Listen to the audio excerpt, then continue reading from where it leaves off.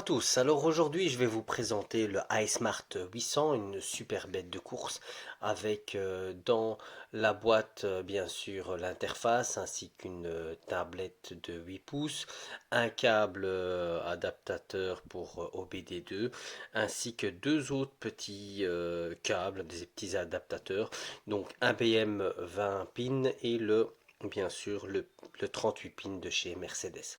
Alors concernant la tablette, eh bien c'est un processeur Intel avec 32 Go de ROM et 2 Go de RAM, donc ce qui est plutôt pas mal. Il est possible d'avoir aussi une extension maximum avec une carte SD de 128 Go. Et la batterie fait 4500 mAh, ce qui vous donne une autonomie de plus ou moins 6 heures. Et il se charge en 4 heures. Voilà. Donc voilà ce qui en est par rapport à la tablette qui est une avec 10 points, ça c'est pas mal aussi au niveau des touches, donc on peut toucher 10 fois avec ses 10 doigts, c'est plutôt sympa. Concernant la caméra, je vais vous faire un petit exemple de film avant et arrière. Bon là je filme et on voit bien ici au niveau du caoutchouc que c'est la protection qui est ici derrière, ça gêne un petit peu. Bon, il faudra rectifier ça, mais sinon dans l'ensemble je vois une belle qualité d'image, c'est pas mal, franchement pas mal.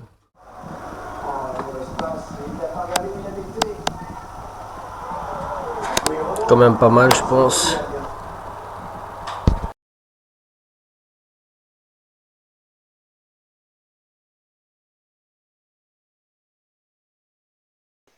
Alors, concernant les différentes marques, on a 78 modèles sur lesquels on peut intervenir.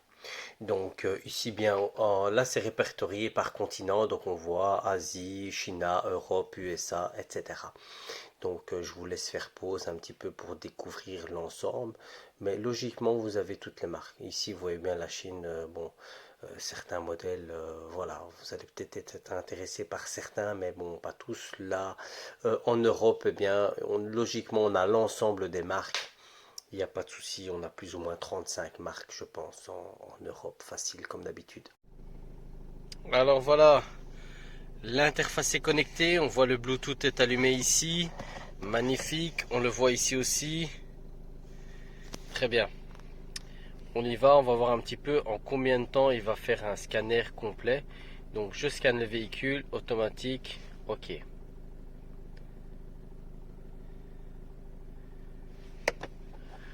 Il va lancer le téléchargement.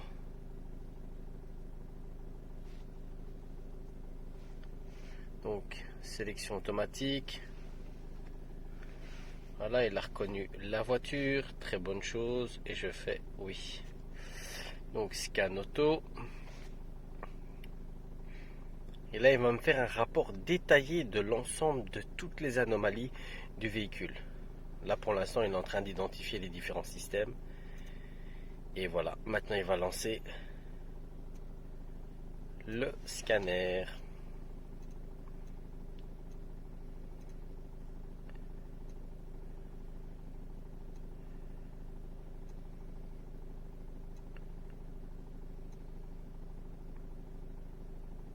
Très bien, donc il a terminé, il est à 100%.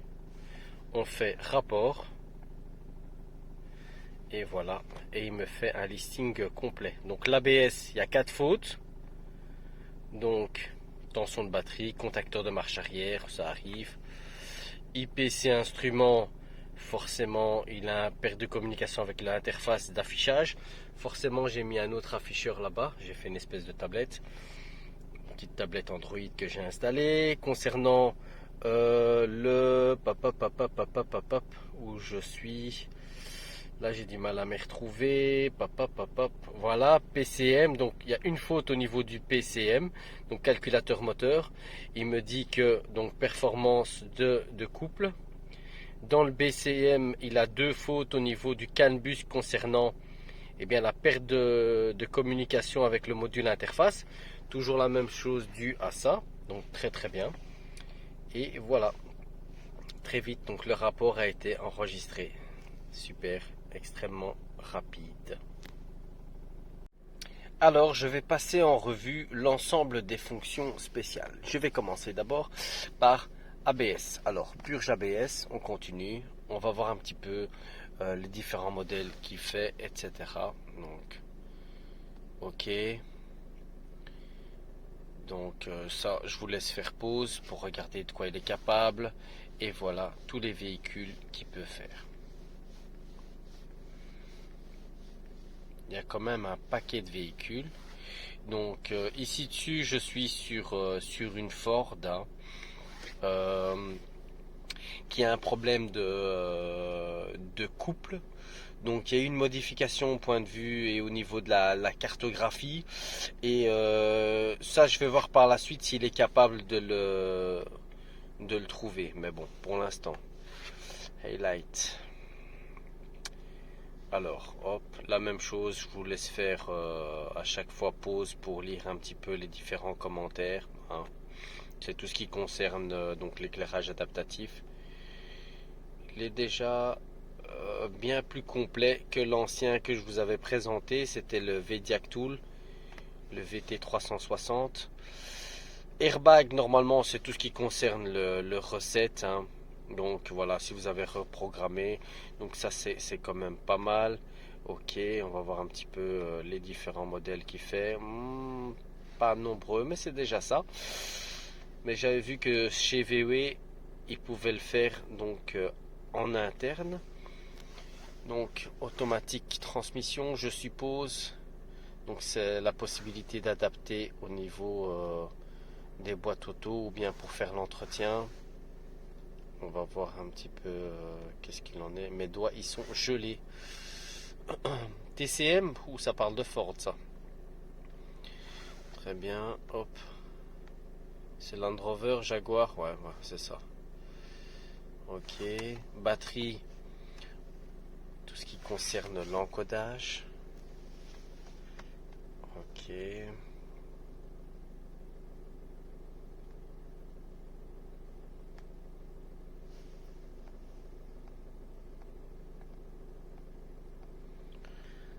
Un nouveau petit joujou et je trouve assez performant. Franchement. Clutch, bah c'est très souvent on parle de boîte de vitesse, un embrayage, hein, parce que quand l'embrayage patine ou quelque chose comme ça. Je veux dire, la pédale d'embrayage, ouais. C'est souvent les boîtes robotisées. Donc Jaguar, ouais, Citroën, pas mal. Donc change tier, ça c'est pour adapter au niveau, à mon avis pour les pneus, quand vous avez changé les pneus, parce que voilà, au niveau des kilométrages et le compteur de vitesse est parfois bizarroïde. Ça c'est quand vous modifiez des tailles de pneus, forcément il faut avertir le calculateur, sinon c'est faussé. Ok, est-ce qu'il est plein de rover? Il fait exactement -2, -3. Je peux vous dire que je suis gelé. Alors là, bon, filtre à particules, tout ce qui concerne la régénération. Donc ici, il vous dit un petit peu pour quelles raisons hein, et dans quel cas.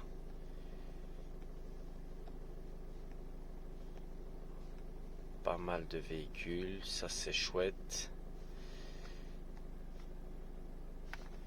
On continue, donc EPB, frein de parking.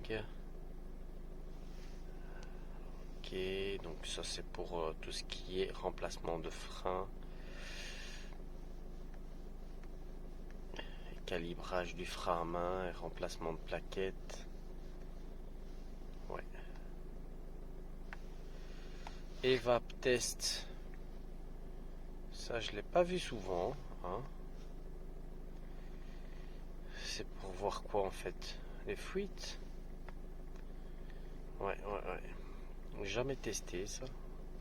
EGR, calibration. Qu'aujourd'hui, quand on remplace une vanne de GR, il faut impérativement le dire. Ouais. Certaines le reconnaissent après l'avoir calibré, mais d'autres, voilà.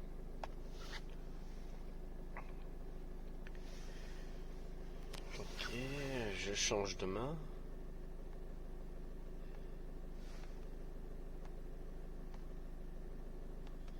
Les doigts ils sont gelés. L'amorçage de la pompe à carburant. Ah, ça c'est bien quand on remplace un filtre. Ça c'est bien pour pouvoir l'amorcer. Voilà, mais c'est que le groupe VAG. C'est dommage, même si parfois. Hein, il suffit de mettre le contact parfois. Gearbox, c'est ça que j'ai cru voir. J'ai pas fait attention. Ouais, boîte de vitesse, hein, c'est bien ça. Ouais. Donc c'est souvent des boîtes automatiques. Lorsqu'il y a des retards au niveau des passages de vitesse, ça arrive. Gearlearn, ça c'est de la lecture au niveau des capteurs de Villebrequin, c'est pas ça? Ouais, c'est ça, capteur de position Villebrequin. Et par rapport à un code défaut bien précis. Ok, donc la dent manquante. Ok. Escape. Donc ça c'est juste General Motor, ouais. J'étais un peu vite. Alors, fonction rapide. Ouais, ça c'est comme d'habitude à chaque fois il dit. Donc codage clé IMO et QBCM. Ok, pour remplacer la pile. Donc c'est pas mal. À condition bien sûr d'avoir le code PIN et le code de sécurité. Certains font une programmation ou lire le code PIN, c'est parfois le cas. Injecteur coding.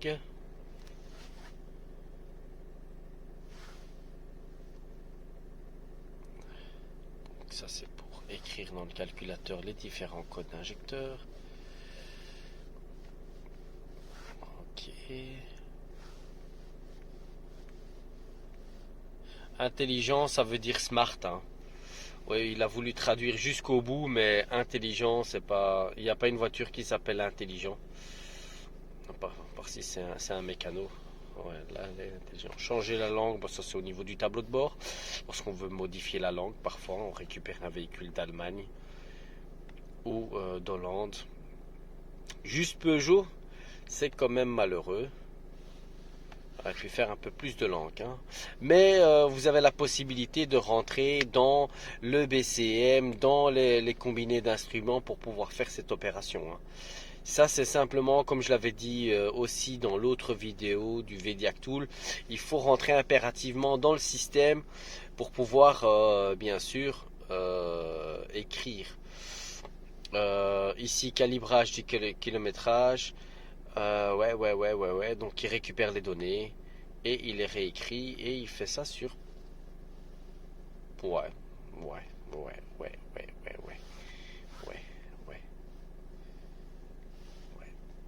En tout cas, c'est toujours bien d'avoir ce genre d'option. Hein. Wheel reset, bien ouais. Ça, c'est pour remettre à zéro et réinitialiser le témoin d'entretien. Logiquement, il doit être rempli. Hein. C'est quand même une fonction qui est fort utilisée dans les garages. Donc il a l'ensemble des données. Seat match. Ok. Donc c'est concernant le siège à mon avis. Je sais pas pourquoi. Pour les mémoires, peut-être. Siège à mémoire essentiel d'éclairage adaptatif. Ouais. Je me rappelle un client qui a eu un problème de siège sur une Jaguar XKR. Je peux vous dire, il était resté coincé, collé contre le volant. C'est un truc de fou. Capteur d'angle de direction, ouais, ben très souvent, hein, quand on remplace le capteur ou qu'il est complètement foutu, forcément, quand on remplace une crémaillère, parfois, bon, il se peut qu'il se dérègle, hein, mais c'est très souvent quand le capteur en lui-même est défectueux. Sunroof, super la traduction. À mon avis, c'est le toit ouvrant, c'est ça? Initialisation du toit ouvrant, ouais, des ouvrants. Ouais. Donc Jaguar. Ah, il y a un peu plus que le VDIAC Tool. C'est déjà pas mal. Suspension active, hydroactive et suspension pneumatique certainement pour les calibrations d'essieux, etc. Donc pas mal. Valve TPMS, est-ce qu'il fait, toutes les sortes de valves. L'impression dans 1000, des pneus 1000 activés, mal fonctionne. Ouais, ça, je vous laisse lire. Ah, c'est déjà pas mal. C'est déjà pas mal, donc c'est toutes les européennes. Ouais, il y a une japonaise, coréenne, ouais. Ok. Papillon. Le papillon des gaz. Ok. Ça, j'ai fait une dernièrement. C'était pas un problème de capteur. Enfin, c'était pas un problème de calibrage, hein. C'était plus un problème électrique. C'était le fameux fil coupé, là. Ok. TCM All Reset. Donc ça c'est donc transmission, contrôle module, c'est ça. Donc toutes les boîtes de transmission. Ok, bon. Ouais. Certaines vous avez une petite dent. Bah, le turbo pour l'actuateur, hein. L'actuateur de turbo pour faire son apprentissage. Remplacer, cela permettra la valeur de décalage d'un fan red turbine. Ok. Ouais, il fallait Jaguar, il fallait impérativement le faire sur le 3 litres, le 2 litres 7 V6. Sinon c'était problématique. S-Type et XJ. Ça c'est embêtant. Calibrage des fenêtres. Oui. Est-ce que c'est vraiment nécessaire? Bon, c'est vrai que sur certaines il faut cette option. Donc ouais, vraiment pas mal au niveau des spéciales fonctions, comme j'ai envie de dire. L'avantage à ça, c'est qu'il y a des mises à jour en permanence. Je vais aller voir tout de suite. Je suis connecté à Internet. Donc c'est une très bonne chose. On va aller voir directement qu'est-ce qu'il y a de disponible. Et l'avantage, c'est tous les mois. Il y a quelque chose. Ah ben voilà, il y a déjà une nouvelle mise à jour alors que récemment il a été fait. Donc pour l'ABS, airbag, oh génial. Génial.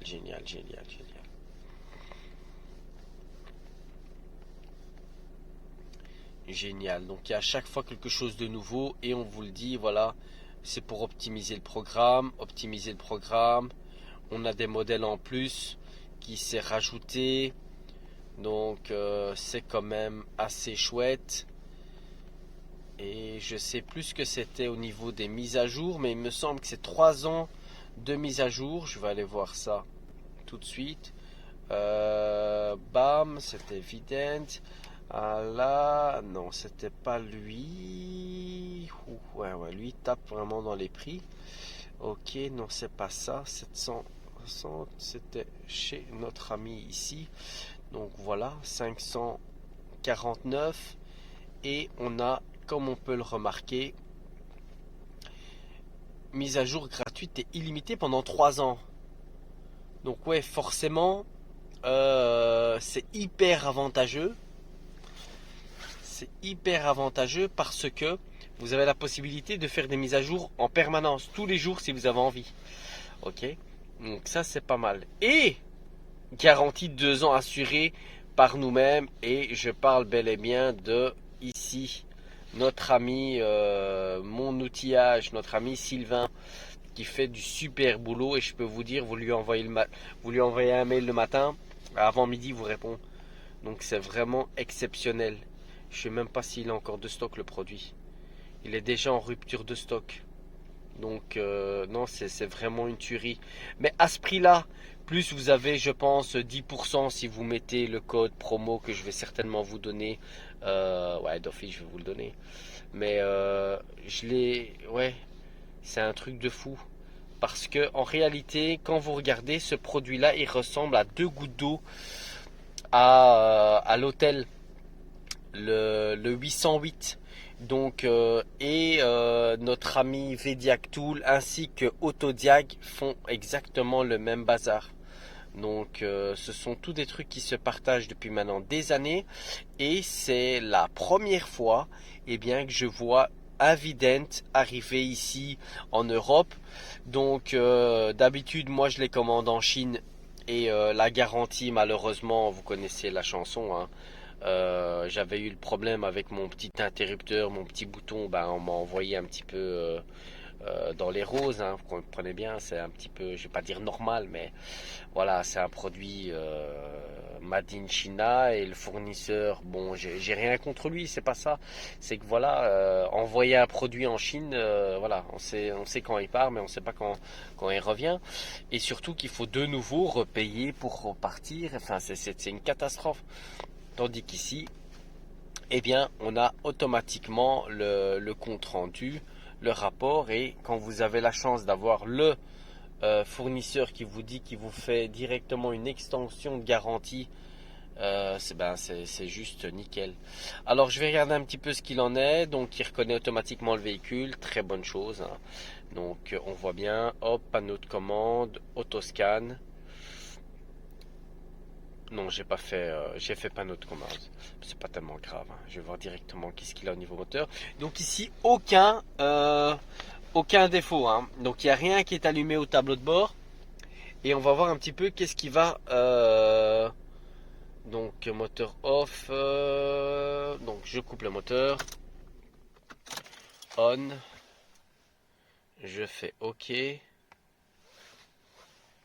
Oui. Il va se mettre en fonction diag. Et on va voir un petit peu qu'est-ce qu'il va me dire. Ouh, oui. Donc lui, il m'a détecté ça directement.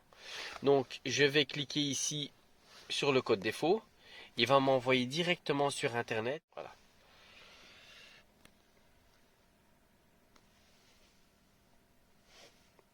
Il me met directement un lien sur lequel je peux essayer de retrouver des informations par rapport à ça. Je retourne à mon problème. Donc ici dessus, ben, j'avais cliqué là-dessus. Il m'a envoyé directement sur Internet. C'est une petite aide hein, au niveau du diagnostic. Ça facilite. On peut aussi prendre en photo toutes les informations. Hein. Donc là, maintenant, je fais une espèce de petite capture d'écran. OK. Super, sauvegarder. Voilà, c'est sauvegardé. Donc, utiliser la marche arrière pour voir ça. OK. Si je fais aider, eh bien, il me dit qu'est-ce que ça pourrait être. Malheureusement, la traduction là, elle n'est pas au top. Hein. Donc, OK. Donc je retourne en arrière, je vais aller voir les fonctions spéciales. Qu'est-ce qu'on peut faire concrètement dans, euh, dans ce calculateur? Alors on voit facteur de correction de carburant, c'est pas mal. Hein. Donc réinitialiser au niveau du papillon, apprentissage éclapé EGR, filtre à particules, sonde de pression différentielle. OK, donc réinitialisation, apprentissage d'oxygène, valeur débit mètre d'air. Ça c'est pas mal parce qu'une année je me suis amusé à modifier les paramètres du débit mètre d'air et à un moment il s'est mis en sécurité, il fallait le remettre à zéro et je devais utiliser impérativement l'IDS. C'était l'IDS à cette époque-là, je ne pouvais pas faire autrement et c'était vraiment aux premières années qu'elle était sortie. Et donc c'était sur aussi une Ford. Hein, et j'avais impérativement besoin de remettre à zéro les valeurs apprises du débitmètre. Et même le technicien m'a dit mais ça j'ai jamais dû faire. Ça je dis oui mais voilà. C'est ça qu'il faut faire grand. Voilà. Donc ici c'est les valeurs d'acquisition turbocompresseur. C'est pas mal. C'est pas mal, on a pas mal de petites choses, c'est très très bien. Alors concernant les données d'opération, on va voir un petit peu qu'est-ce qu'on peut faire concrètement. Là j'ai démarré le moteur, voilà, super. Donc on a combien de paramètres? 66, donc c'est quand même assez énorme. Alors on peut faire tout sélectionner, mais je pense pas qu'il sera capable de faire tout. Ouais, ok, ça va être un petit peu trop. Bon, est-ce que... Ah! Ah, je m'attendais pas à ça. Parce qu'en temps normal, il accepte plus ou moins vraiment les 10 premiers ou 14, hein, comme dans mon autre tool qui est, je sais plus, c'est le lunch, je sais plus c'est lequel, il accepte que 14 ou que 10. Et ici dessus, on voit l'ensemble, mais c'est génial ça. Catalyseur 136, c'est pas mal. Ouais, commande 2GR, bien, on voit vraiment les tensions. Ah non, non, eh bien, bien, bien, bien, bien. Et en plus, on voit vraiment la rapidité. Je vois même que je peux aller en graphique. Donc ça, c'est quand même pas mal. Je vais voir un petit peu s'il y a moyen de les fusionner. Voilà, analogique. Alors là, je vais choisir directement, par exemple, température ambiante. Il fait -2, ça. Ouais, ouais, j'aime bien ça, j'aime bien. Euh, hop, je vais juste regarder un petit peu. Ah, par contre, ici, comment ça marche? Je dois descendre ici. Non, je sais pas ce que j'ai touché. Je vois pas trop. Je vois pas clair, malheureusement. Ce que je vais prendre, c'est température d'admission d'air. Ça, c'est pas mal. Et ici dessus, je vais voir un petit peu qu'est-ce que je peux faire. Sonde de température liquide de refroidissement. En tension, je veux voir vraiment CC. Donc voilà, on a 59. C'est pas mal, c'est pas mal. Ça reste gadget, mais c'est important parfois pour voir un petit peu où est-ce qu'on en est. Voilà.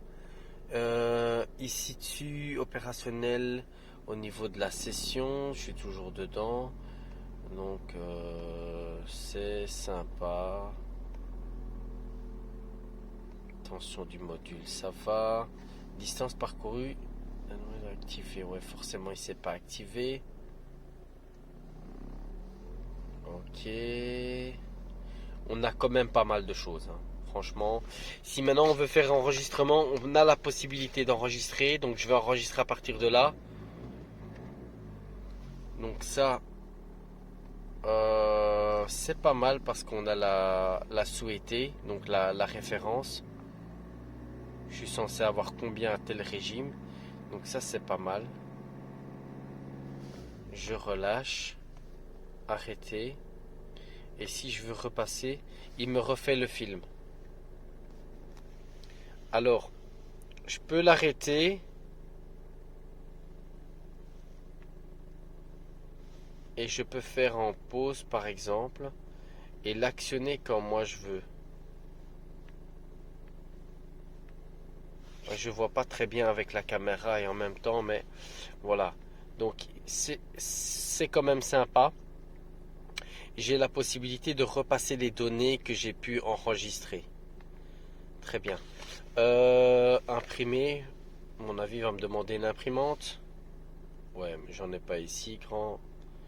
Mais je peux enregistrer en PDF, print. Je vais faire OK. Alors je vais mettre ici sur le document. Je vais mettre ça. Fiesta, voilà, j'ai bien un truc. Ah, c'est moi. Pizza, c'est ça. Et enregistrer. Super, je vais aller retrouver ça tout de suite. Voilà, je vais aller dans mes fichiers. Bam, maintenance. Ça, c'était un petit peu tous les bazars. Hop, je vais agrandir la fenêtre. Voilà, il m'a mis ça dans document. Et hop, PDF. Super. Donc j'ai vraiment mon compte rendu. Pas total. Ah, et ça c'est vraiment génial, hein. Purée. D'un seul coup, je dois pas commencer à tout cocher. C'est vraiment surprenant ça. Je découvre en même temps que vous, hein. Je suis pas là à faire le gars qui a tout testé avant. Même si j'aurais dû. Mais voilà, les outils de diagnostic on connaît. Maintenant, forcément, les différentes fonctionnalités, les trucs en plus, eh bien c'est toujours intéressant d'avoir toutes ces valeurs, hein, parce qu'à un moment, quand ça déconne, on a la possibilité de corriger. Et quand on a un véhicule, voilà, qui est problématique, c'est toujours important de pouvoir comparer un petit peu toutes les différentes valeurs. Hein, par exemple, ça, je vais essayer de le garder. Et après, je vais bien entendu le comparer le jour où je vais peut-être avoir un problème et me dire que voilà, à telle température, est-ce que j'avais autant de tension, etc., etc. Ok? Donc, c'est pas mal, j'aime bien. Franchement, je kiffe. Je clique sur ma petite clé à molette ici. Voilà, je retourne ici à mon petit bidule. Donc, j'ai compris ce qu'il y avait. Hop, je retourne en arrière. Je retourne en arrière. Donc, voilà, je retourne à la lecture. Non, c'est pas ça que je voulais faire. Je retourne en arrière. Magnifique. Je vais sur combiner. Non. Fonction spéciale. Paths. Paramètres programmables. Qu'est-ce que je peux programmer? Donc, saisis la valeur de kilométrage. Kilométrique. Donc, ici dessus, je vais faire OK. Je vais voir un petit peu qu'est-ce qu'il va me dire. Hein. Donc, c'est fonction de numéro rectif, combiner d'instruments, de remplacer et inscription identité d'origine. Il est impossible d'appliquer la valeur inférieure à celle précédemment enregistrée. Donc voilà. Donc c'est là, il y a moyen d'augmenter, mais il n'y a pas moyen de diminuer. Donc ça c'est pas mal. Alors qu'au début, eh bien, il me semble que on n'avait pas dans la fonction spéciale ici, au niveau Ford odomètre, il n'y était pas. Il me semble. Hein. Donc oui, j'ai pas vu de Ford moi. Je sais pas ce que j'ai fait moi. Ah non, il me demande non, non, annuler. Si tu veux bien, je t'ai pas vexé. Donc odomètre.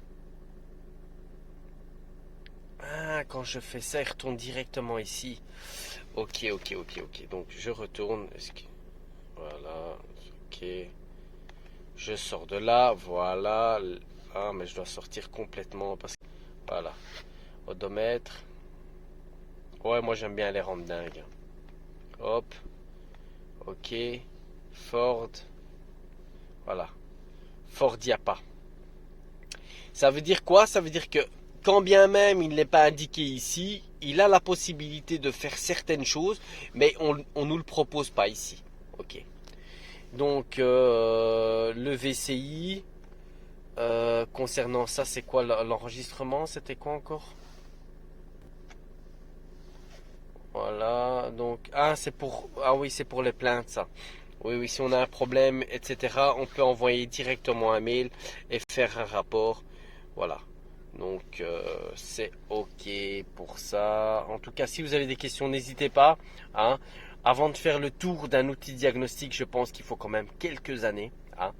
Je vous le dis bien honnêtement parce qu'il y a chaque fois de nouvelles fonctionnalités qui se rajoutent. Donc on ne peut pas être vraiment, vraiment au top. Mais c'est l'idéal. Voilà. Maintenant, ce que je peux dire par rapport ici à l'interface, donc on voit ici qu'on est connecté. Hein. J'ai l'interface ici. On la voit pas forcément. Je vais la débrancher et on va remarquer directement que il va commencer à perdre le signal ici. Il me dit qu'il est toujours vert, mais alors que l'interface est là. Ok. Donc si je cherche maintenant le véhicule sans l'interface, je retourne en arrière. Je fais diagnostic et je cherche avec le VIN. Je fais automatique. Il va chercher, mais l'interface elle n'est pas connectée. Qu'est-ce qu'il va me dire? Il va me dire ça va pas grand. Un gros problème. Voilà, impossible de lire. Ok, donc vous voyez que c'est important. Quand bien même vous avez mis votre fiche, vous devez être sûr que il n'y ait pas de problème. Ici, ça doit s'allumer. Ça doit s'allumer. Si maintenant je vais dans entretien, il me le met forcément. Diagnostic, il va y aller. Mais il va vous rendre dingue. Vous devez d'abord être sûr et certain que la petite lumière ici s'est allumée. Si la petite lumière ici elle ne s'est pas allumée, ça ne s'est pas allé. Ok. Donc là il va chercher. Il va se dire bah ouais, impossible de lire le numéro de châssis. Ok. Ok. Au revoir. Au revoir. Au revoir. Merci d'être venu. Merci. Merci. T'es sympa. Ok. Ok. Pardon. Donc je ferme. Voilà. Je vais sur Europe.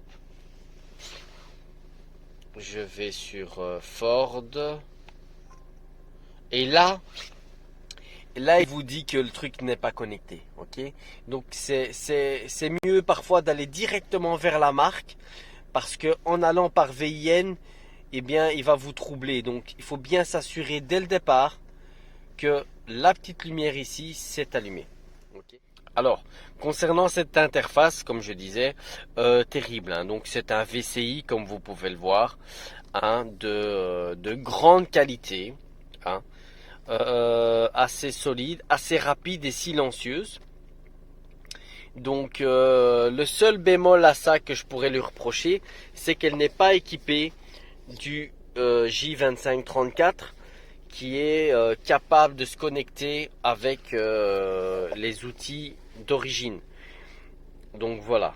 Donc s'il y a une erreur, il va vous le dire. Si l'USB il s'allume et s'il est connecté en Bluetooth, il vous le dit directement. Donc c'est le seul petit bémol. Mais faut savoir que cette interface J2534, elle fait partie des vraiment des hautes gammes, hein.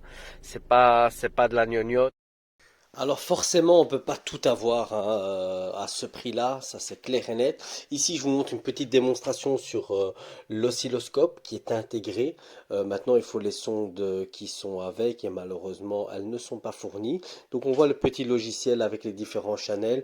On voit qu'il y a 4 channels sur lesquels on peut varier aussi bien donc la tension que la durée et que le temps, bien sûr. Voilà, donc c'est plutôt sympa. Maintenant, l'idéal, c'est bien sûr d'avoir son petit oscilloscope portable. J'ai déjà fait quelques vidéos, mais je ne les ai pas encore publiées. Mais voilà, un petit oscilloscope portable, c'est toujours sympa pour voir un petit peu les anomalies. Voilà. Et ici, on voit bien la fonction vidéoscope, hein. Là, je vous ai montré un petit peu les différentes qualités au niveau photo et vidéo. Alors concernant les réglages, donc on a la possibilité de changer bien sûr la langue ainsi que le mode d'affichage et les unités. Et en haut à droite, il faut surtout pas oublier de sauvegarder. Concernant la gestion des données, eh bien vous allez aller retrouver tout ce que vous avez enregistré, aussi bien les captures d'écran que les différents paramètres que vous avez enregistrés. Rappelez-vous, j'avais tout mis en PDF. Eh bien là, il a enregistré vraiment tout, tout a été filmé et donc en fonction des accélérations sur un certain temps. Donc pendant tout ce que j'ai pu enregistrer, eh bien il a filmé et ça a été sauvegardé à cet endroit-là. Donc j'ai la possibilité de revenir en arrière et d'aller un petit peu feuilleter l'ensemble des données que j'ai enregistrées. J'ai fait la même chose pour l'ABS. Donc la même chose, donc j'ai enregistré en roulant et on a vu donc les différents capteurs ainsi que l'angle du volant. Alors ça c'était les vidéos. Maintenant lorsqu'on retourne voir les images, hein, eh bien on peut voir les images figées, hein, qu'on a pu quelque part les captures d'écran qu'on a pu prendre, eh bien elles se retrouvent dans ce petit onglet là d'images, hein. Donc voilà. Alors ici, je vous ai présenté donc le iSmart 800, mais il existe aussi le iSmart 900 et le iSmart 910. Alors c'est quoi la différence? Alors le iSmart 800, lui, eh bien c'est un 8 pouces, hein, ça on le sait bien. L'iSmart 900 aussi, donc c'est le même écran. Il a aussi 32 Go au niveau de la ROM et 2 Go de RAM identiques. La seule différence, c'est qu'il est IP65, hein, et que sa batterie est beaucoup plus puissante. Elle a 6000 mAh, donc plus ou moins 8 heures d'autonomie. Voilà. Il est aussi fourni avec un ensemble donc d'adaptateurs. Donc voilà. Donc rien de plus en soi. L'iSmart 910, la même chose, sauf que lui, c'est un 10 pouces, hein. Donc, et c'est aussi le même processeur. C'est simplement qu'il a 2 Go de RAM, mais ces 2 Go sont des DDR3, hein, pour les connaisseurs au niveau de la RAM, ROM, etc. IP65 identique et sa batterie est beaucoup plus grosse parce qu'elle a 8000 mAh. Donc là, c'est plus que 10 heures d'autonomie. Okay, donc, et il faut dire aussi que il est fourni avec l'ensemble des adaptateurs je dis bien OBD parce que c'est toujours des adaptateurs, on en reçoit toujours tout plein, mais quelque part ils servent à rien. Entre nous et moi, j'utilise uniquement donc BM, Mercedes, ainsi que les Sprinter ou Iveco ou les vieux Renault quand je fais les camions. Mais sinon, dans l'ensemble, au niveau de la prise OBD, on n'a besoin que de la prise OBD CS-Pin, OBD2, parce que les autres, bon voilà, ce n'est plus vraiment d'actualité, sauf pour celui qui fait les ancêtres. J'ai encore vu dernièrement non, c'est pas une Kia, c'est une Hyundai i20 qui possède encore l'ancien système OBD. Donc voilà. Donc on n'utilise plus vraiment ce genre de choses, sauf pour les vieux modèles. Voilà pour le reste. Concernant les prix, eh bien, je vais vous mettre les liens dans le descriptif. Le iSmart 800, lui, il est à moins de 600 euros avec un code promo. Le iSmart 900, il est à moins de 1000 euros. Et le iSmart 910, il est à moins de 1400 euros. Alors, il faut bien savoir une chose, c'est que toutes ces interfaces, tous ces PC, ces tablettes ont exactement la même fonctionnalité. C'est uniquement le fait d'avoir des adaptateurs en plus et avoir une tablette qui est bien plus performante au niveau autonomie. Sinon, pour le reste, voilà. Ça m'est très rarement arrivé de faire un diagnostic pendant 5 heures.